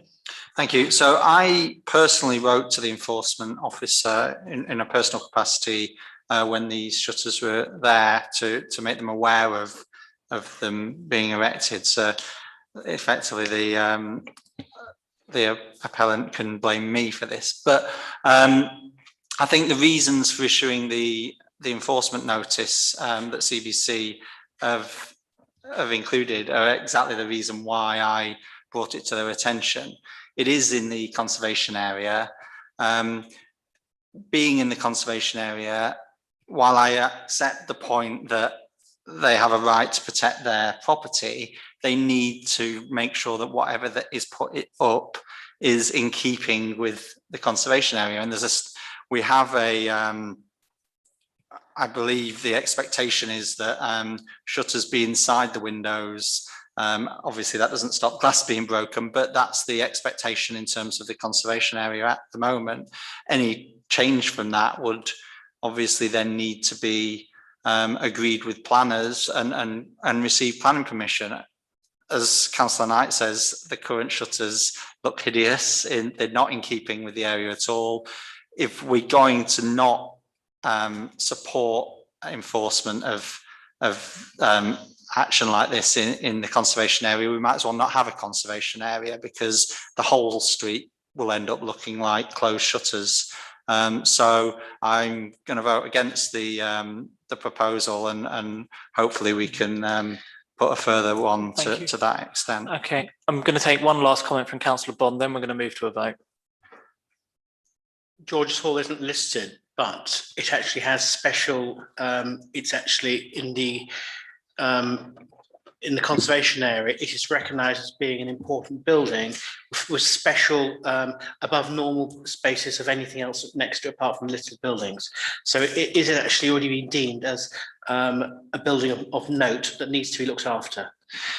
It's specifically mentioned in the conservation area. Thank you, Councillor Bond. Okay, the proposal is to write back in supporting those who have appealed Central Beds' decision, and that would be to write to the inspector, supporting those who are appealing not to Central Beds in the normal way. So all those in favour of that proposal, please show. Okay, any against that proposal? Right, okay, so the motion falls. Looking for another proposal then, Councillor Pullinger. Thank you. So I'd like to propose that we write to the inspector to fully support the position taken by Central Beds Council in enforcing in the enforcement notice, and that the for the reasons they've set out in their enforcement notice. I think I would like to also specifically draw attention to the fact, which isn't listed there, that both of the properties adjacent are listed buildings, and in particular detracts from the amenity of the listed buildings, not just the fact that it is a building, as Councillor Bond says, of special importance itself. Thank you. Is there a seconder for that proposal? Councillor Russell. Any further comments? Councillor Russell. Would Councillor Pullinger accept just adding the point that they should be internal shutters, just to make it clear? I think that's a separate thing for when it comes, any subsequent thing comes back, personally, but. Okay, if it's not in the proposal. So, Councillor Russell, do you still want to second Councillor Pullinger's proposal? Okay, all right. So we have a proposal to object. No, it's a proposal to write to the inspector supporting Central Beds' position, plus the footnote that Councillor Pullinger added about George's Hall specifically. So, any last comments? All those in favour of that proposal, please show. Any against? Any abstentions? Okay, so that's carried. Thank you. Item 11R, 17 Ival Gardens, works to trees. Any comments? Note it. S, Beaumont Park Nursing Home, works to trees. Any comments? Note it. Note it. Councillor Russell. I don't know the circumstances, but I'm quite concerned about taking down an oak tree as opposed to the Leylandii. If everybody's happy to note it, then so be it. But an established oak tree should only be taken down if it's diseased. Okay. I mean, we've heard the word noted, but were you looking to make a proposal, Councillor Russell, or just hear comments from colleagues? I would prefer that we made the comment that we were concerned about taking down an established oak tree, unless there are very good reasons, because the tree's diseased. Okay, thank you. Any seconders for writing back about commenting about the concerns around taking down an oak tree? Any seconder for that proposal? Councillor Strawn. Any further comments? No, so the proposal is to write back with comments about concerns over taking down a whole oak tree unless it's diseased. All those in favour of that proposal, please show. Any against? No, that's carried. Planning application outcomes. Any comments on planning application outcomes? No? Are we noting this? Okay, item 13, accounts. We've got two sets of accounts, or 2 months worth of accounts. Councillor Pullinger, did you want to speak to this? I just propose that we accept all of the accounts in sections 13A and B of the agenda. Thank Yeah, you. that's Seconder for that proposal? There's two seconders. Any comments, Councillor Strawn? Yes, I've got an observation on the papers that were presented sent through to me. I've got two sets of accounts for July 22, not the set of accounts for August 2022. Although it says month 5, date 3108, it then goes on to repeat exactly what came out with the July papers. So they're not well, I certainly haven't seen the August accounts. Councillor Ramsey apparently hasn't seen them either. Okay. So I'm not sure whether I've just got a rogue set of papers or whether Councillor Pullinger. in light of that, I just realised, so can I change my proposal that we accept the reports as written in section 13A and deferred consideration of 13B? Thank you. Any seconder for that proposal? Councillor Strawn, shock. Any further comments? No, so we're accepting 13A, deferring 13B. Those in favour of that proposal, please show. Carried, thank you. Items for information. 14A, as to car parking time reduction. So for members to consider a reduction in car parking time, so from 2 hours to 1.5 hours as to put in place. Councillor Foster. Yes, this has been happened some time ago. It's disappointing that we've only just got the opportunity to comment on it. I have written something down. I trust people will bear with me while I go through this. When the plans for Asda were approved, it was recognised that the position of the car park with its easy access to the town centre was an important issue. Biggleswade needed more town centre parking to help businesses and shoppers in the town centre. The recent change of parking time from 2 hours, as included as part of the Section 106 agreement prior to Asda opening, to 1.5 hours, reduces the benefit and convenience to Biggleswade town centre shoppers. This will have an impact on our town centre shops and other businesses like hairdressers, solicitors, etc., where customers need longer time to complete their business. Although the wording of the agreement could and should have been clearer, the maximum period of 2 hours has always been interpreted as being a message to the user, namely that a vehicle could be parked for up to 2 hours without penalty. The disingenuous interpretation of the agreement by Asda, suggesting that 1.5 hours being less than a maximum of 2 hours means that the agreement is being complied with, is quite ridiculous. Are we to expect that at some time in the future they will reduce the time to 1 hour or less? It cannot therefore be the case that the planners intended to leave Asda the option to decide that any length of time less than 2 hours would comply with the agreement. Also, any consideration that the reason Asda have decided to reduce the parking time is because they need the space for their own customers should take into account their policy of selling parking spaces for profit and enabling them to remain occupied for considerable periods of time. During the last year, through Horizon Spaces, under the reference number 50788, anyone may buy a parking space at Asda Biggleswade, up to 24 hours for £3, a week for £24, a fortnight for £45, 3 weeks for £66, and a month for £87. From this, it could be concluded that the residents of Biggleswade have had their amenity of a useful parking facility reduced by having less spaces available due to long stay parking, boosting Asda's profitability. The Town Council must do everything in its power to have the parking time return to the 2 hours, which all right-thinking people would agree was the original intention.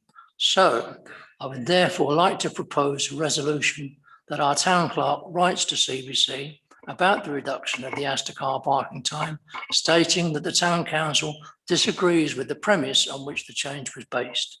The letter should make clear the Town Council are concerned about the damage that this will cause to the businesses in the town centre and the loss of amenity of conveniently available free parking time to Biggleswade town centre shoppers. Thank you. Thank you, Councillor Foster. So there is a proposal. There is a seconder for that proposal. Councillor North. If I may say, I think, thank you for your work on this, Councillor Foster. I'll come to you in a moment. what you've written there sounds like quite a good letter to be sent to Central Bedfordshire Council, actually. So, Councillor North. I would just like to make 2 points. One is, obviously I fully support Councillor Foster's letter and think, yes, we should send that as a letter to Central Beds, indeed to other places as well, that I think we have been spoken about, to ASDA themselves for one thing, in a slightly modified way maybe, but I think I would ask our ward councillors, what are they doing to get Central, because it's quite obvious that ASDA have got this wrong. What they're doing is wrong and not compliant with the original planning permission. But it seems as though CBC are not going to do anything about it. And I would appeal to our ward councillors and ask them what they are doing about this to bring pressure on CBC to do something about this. And the second point I would like to make is I think the loss of that parking facility in Asda is far more important to the residents of Biggleswade than a couple of shutters on the high street, and should be receiving far more attention from the enforcement officers than no shutters on the high street. Thank you, Councillor North. Councillor Knight. Thank you very much to Councillor Foster for the work you've done there. So I fully support the position you're proposing that we take. I guess my concern is by writing to Central Beds, I'm not sure they're able to take this very much further down the legal route. So I support that, but I think we should also write an open letter to ASDA head office, perhaps some of the directors of ASDA, and we should copy that letter to the Biggleswade Chronicle as well. And I think we need to bring pressure to bear directly on ASDA, because I fear the legal route may not be successful or may be prohibitively expensive, but we need to make it clear that we do not feel ASDA are serving the people of Biggleswade in the way we would expect, or honouring the spirit of the agreement that they undertook. Councillor Russell. I'd just like to add something from history. We used to have a group that met with the County Council, Mid Beds Council, the Town Council and the Chamber of Trade. And we used to meet quarterly in what was the Mid Beds Chambers in London Road, round these very tables. And on one occasion we had the property director of ASDA and the man who was the manager who implemented the opening of the shop. And it was agreed then by all parties concerned that there would be 70 town spaces in that ASDA car park, particularly for the town, not for ASDA to capitalise on. Now, obviously things moved on, there is a legal agreement in place, but certainly the spirit of what was said when everybody approved the ASDA planning application is not there now. And I fully agree with Councillor Knight that we should write an open letter to ASDA, to all their directors at their head office and to the local store manager, and let them know exactly what we think about the attitude they're taking. Thank you. Councillor Ramsey. I'm reliably informed that the ASDA store at Stevenage is now bringing the same restrictions on their parking. So it would appear that in Asda there's now a policy decision across perhaps all their stores. I don't know, but there was a great thing about great improvements for this car park. You now have 90 minutes. People think, well, that's good. Because before they had 120. Yeah, so they're putting it out as a good thing that shoppers now have 90 minutes, but effectively they've done the same as they have in Biggleswade. I can't speak for other stores, but it sounds as if something's been going on at their head office to try and capitalise on all of their car parks. Thank you. Comments, Councillor Strawn? I have a question. I've noted the terms of the planning agreement with Mid Beds Council as it was then, and the hours, and I had some concerns there. But what I don't recollect in seeing, and I must say I wasn't looking for it, was whether there was any provision to giving them planning permission to actually charge for that car park in the way that they're now doing. I don't know whether that may be relevant or not, but certainly it's something that I wasn't even considering until this evening, and the information Councillor Foster has supplied, because that is adding a considerable value to that, and might affect their business rates and other things if they're now making a profit out of it, which they would be if they're renting out their car parking spaces. I don't know the answer because I hadn't even considered it until this point, but it may be something that'd be worth just looking at the agreement for to see whether there's anything there that could be mentioned. Okay. Would you like to summarise your proposal, Councillor Foster? Because it's been added to. Would you like me to try to summarise it? Don't be so sure. I've done it about 15 times already this evening. So I think no. So the proposal is to boycott ASDA. No, the proposal is to write back to. So Councillor Foster has drafted a very specific. Has drafted some very specific wording which can be used as a letter, and that letter needs to come from the town council to go to Bursley Central Beds planners, mentioning the point that Councillor Strawn raised, particularly around planning permission required for charging for parking spaces, and then probably the same copy of that letter going in an email to senior directors at ASDA, copying the Biggleswade Chronicle and other journalists, perhaps the Biggleswade Bulletin as well. Is that a fair summary? Thank you. And Councillor Mark Foster, yes. Could I just, before we include the bit about planning permission for charging for car parking, can we get some clarification about what the planning rules are in relation to it before we have egg on our face? And because I'm not clear on it, and I wouldn't want us to be in a position where we write to someone and say, and they say, well, this doesn't apply, because it may not do. Thank you. Councillor Bond? Maybe town clerk can actually correct me. I seem to recall that we technically pay business rates for some of our own parking for this building because of the use they're put to. So I'd imagine something similar is if the spaces are going to be used for that purpose, I was something similar probably from the valuations agency. Yeah. Okay. And it's probably worth checking. Yeah. Okay. So yeah, my point wasn't about it. It was about planning, making reference to planning specifically. Okay. Councillor Pullen, did you have clarification on that? So my understanding is that it's got planning permission as a car park and there probably isn't a planning constraint on them charging. There may well be on the rates and the valuation. That I think is a slightly different thing and a thing that would cloud matters rather than bring any sort of clarity to the way forward. So I would probably not include that statement in the letter. Okay, but we can, there's nothing stopping us bringing this back and seeking further clarifications between now and then. And actually, if the proposal does still stand to go to the directors at ASDA copying the press, then perhaps we can just have a copy of that letter, which is really your letter, Councillor Foster, on the next agenda, and we can progress this discussion between now and then, and others can do some digging in the background, whether that's officers or perhaps members, because a lot of us have the history around this. Are you comfortable with that, Councillor Foster? Yes, if there's likely to be any controversy over the ASDA selling their parking space, you can leave that out for the time being. In terms of the planning thing, I'm very concerned that we don't let this drift. We need to get on with it, and I don't want it delayed at all. So we need to just move on with it. But the public need to see that we are doing something about this quickly, because of the funeral and everything else. Had been some considerable delay. Okay. And I don't want to be seen. It seems as though CBC are dragging their feet. Whether this is true or not, I don't know. But we can't be. I don't want us to be seen to be dragging our feet. Okay. One copy of the letter as drafted to Central Beds, another copy of the letter to directors at ASDA, and copying the Biggleswade Chronicle, and we can perhaps have this back on the agenda, and if others want to do some more digging between now and then, we can go further. Is that a fair summary of the proposal? Thank you. I'm seeing some nods, so I'm presuming it's been seconded. All those in favour of that proposal, please show. That's unanimous. Thank you very much, and thank you for your work on this, Councillor Foster.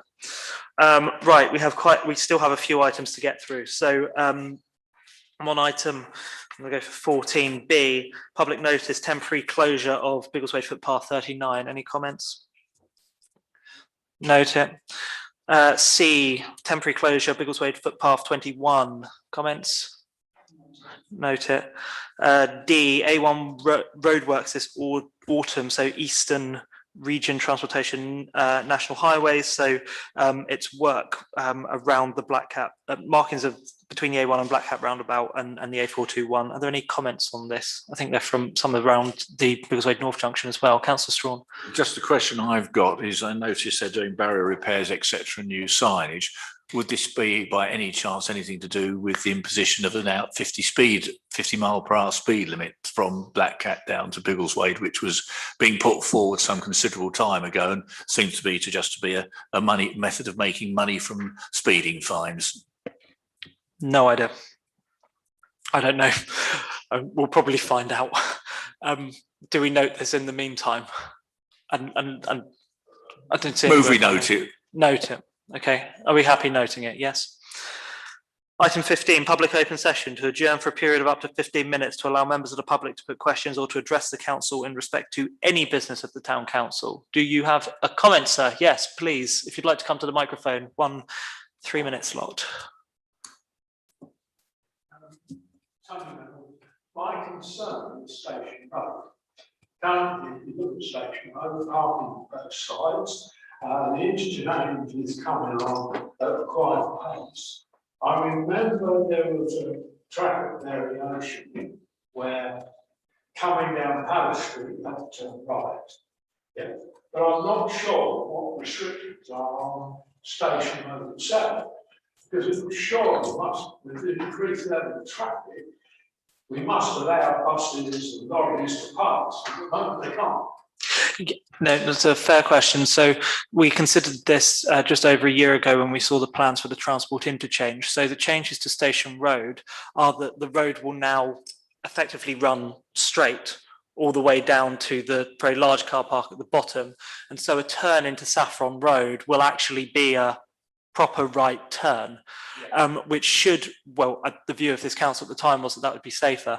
I think there were some concerns that this council raised over the widths and the turning circles, but ultimately it was very sophisticated calculations that were done by highways engineers that determined the exact widths that were required. And unfortunately, we don't have the resources to challenge that level of detail. I think we raised a vague concern over it at the time, but ultimately the plans were approved now. So what will be built will be built.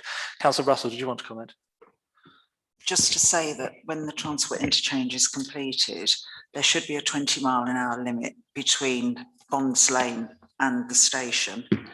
And because there's going to be a zebra crossing at the top of Station Road, there will be reduced parking in these zigzag lines that go either side of the crossing. So a lot of the parking will be reduced.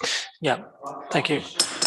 There'll be a section of the road where, I mean, currently, if a bus comes down there and the traffic is coming up Station Road from the station, they've got to wait. So what's going to happen when the interchange goes? You've got people going down to drop people off the station, you've got buses going down there, you've got buses coming back. Yep. And, you know, to me, sensible thing is just to clog up parking in Station Road right up to the Yeah, I don't think it's going to be clobbered quite that far, but there is going to be significantly reduced parking down the south end of Station Road, which will make a difference to visibility. But the reality is that these plans are finalised. The conversation is over, I'm afraid, in that sense.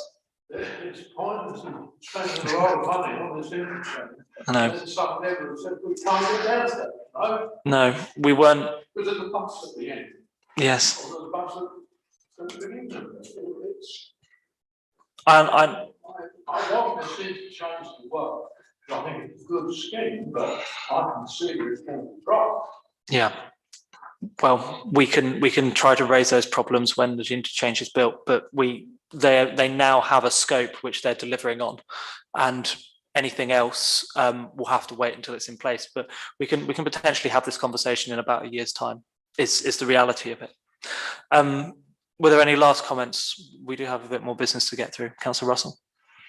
Just a quick comment that you talked about people dropping off at the station, and there's talk about having a pick up and drop off point next to where the zebra crossing is going to be.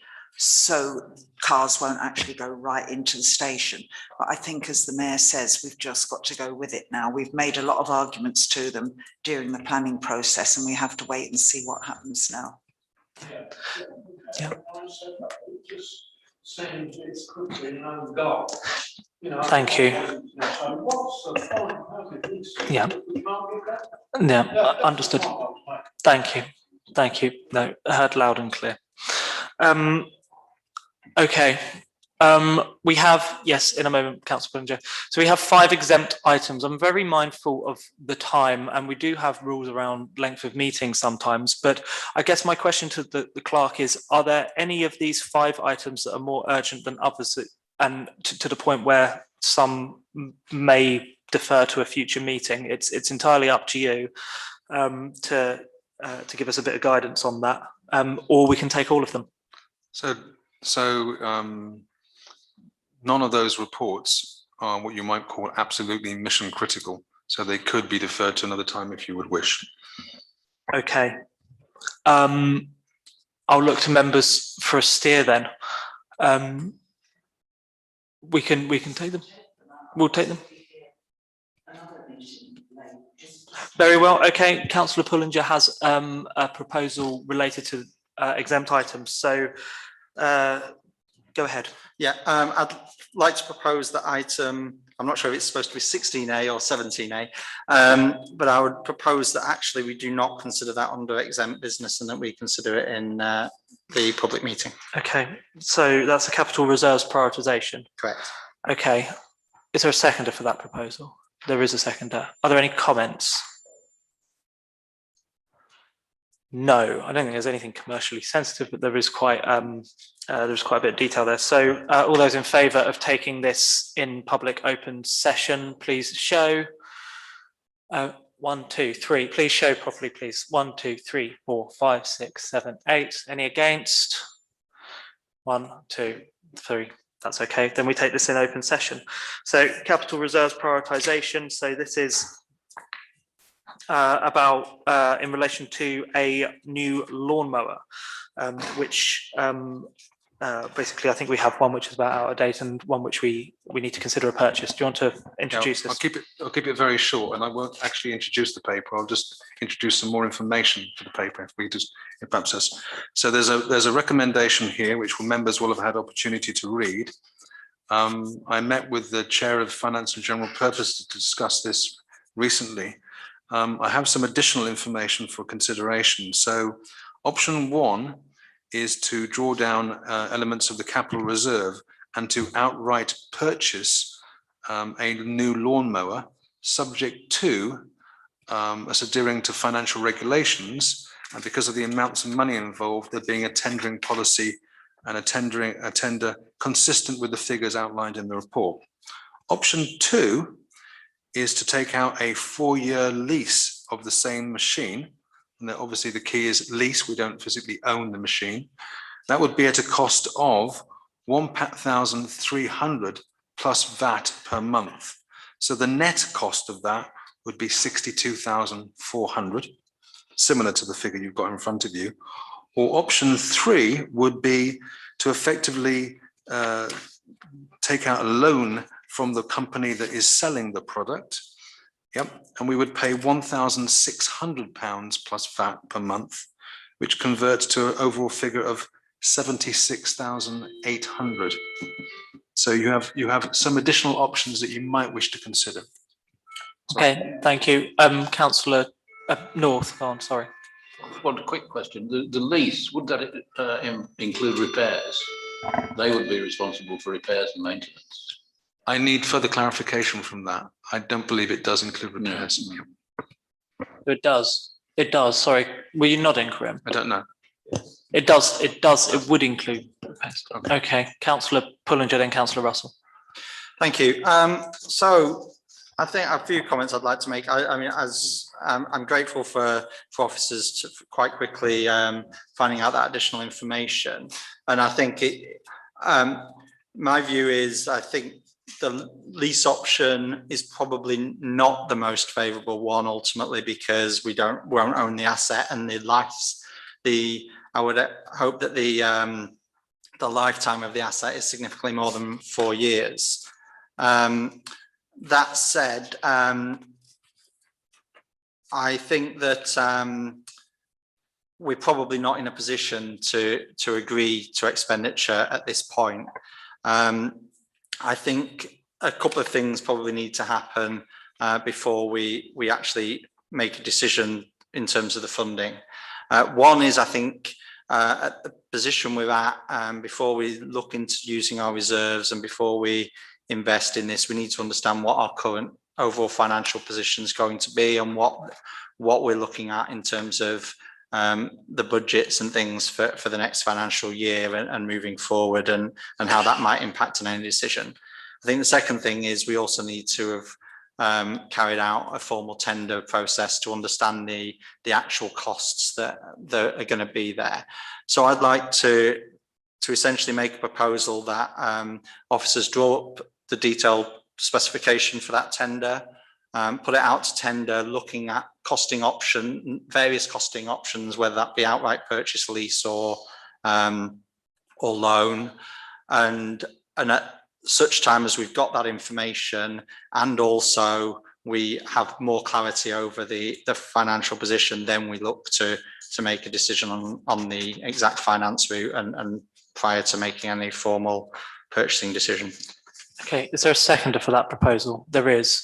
Are you seconding that, Councillor Russell? Yes, sorry, I said I'd come to you next, Councillor Russell.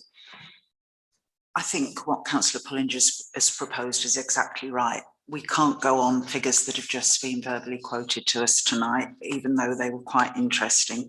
So I think this does need to be deferred, and certainly we need the tenders in, and we need to know where we're likely to be going with other significant capital purchases and with the overall financial position likely to be for the next financial year. So I fully support Councillor Pullinger's position. Thank you. Councillor Knight. I support the proposal, but I have a slight preference towards the lease route. We should definitely look into it in more detail, but given this paper opens by suggesting the lawnmower should be replaced every 4 years anyway, a 4-year lease, which includes maintenance, sounds very sensible. Yeah. Councillor Strawn. I support the proposal. I was going to ask about alternative methods of acquiring this. I'd like to know how long it will last for anyway, as anticipated to last for, so we've got that element of it, but also in terms of practical urgency, I would imagine that we're right at the end of the season now, so we don't actually need this physically until the spring of next year, so we've got time for all this to be carried out, and also it would delay expenditure in this year if nothing else. Okay, so we have a proposal then. That proposal is to essentially defer this item until we have further clarity, so opening up the tender process and looking in detail at various lease options, and then we come back when we have that full information and we're able to consider it in the context of our financial position, which we will have more clarity over in the next couple of months as we go into the budget setting process. Is that a fair summary? Okay, any last comments? All those in favour of that proposal, please show. That is unanimous, thank you. We are still in open session.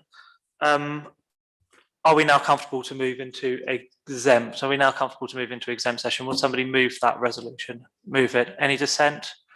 No, then we move into exempt.